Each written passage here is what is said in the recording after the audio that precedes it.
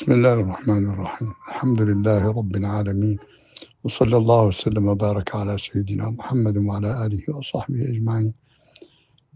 أيها الإخوة الكرام، نمي إلي أن هنالك لغطا بين الناس وتشويشا حول التوقيت، أذان المغرب أو بقية دخول أوقات الصلاة، وهذا الذي وقع لا مبرر له، لأن كما علمت أن وزارة الأوقاف توقيتها أخذته من توقيت عالمي معروف مشهور بين العلماء. هنالك خمس أو ست توقيتات: توقيت رابطة أم القرى، ورابطة العالم، وتوقيت رابطة العالم الإسلامي، وهؤلاء من السعودية، وتوقيت الهيئة المصرية العامة للمساحة من مصر، وتوقيت سنة من أمريكا،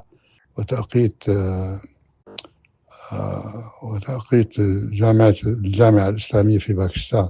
كل هذه التوقيتات يا أخواننا كلها معتمدة، وكلها قام عليها وعلى صناعتها يعني استخراجها والتدقيق فيها علماء مختصون خبراء بهذه القضايا، مسلم لهم. العلماء كلهم يعتمدون هذه التوقيتات كلها، فإذا حصل فارق بين توقيت منها وتوقيت آخر بدقائق معدودة، 3 دقائق 4 دقائق، يعني دقائق قليلة، فهذا لا بأس به ولا يعول عليه، ولا ينبغي أن نشوش أنفسنا في هذا الفرق بالتأخير.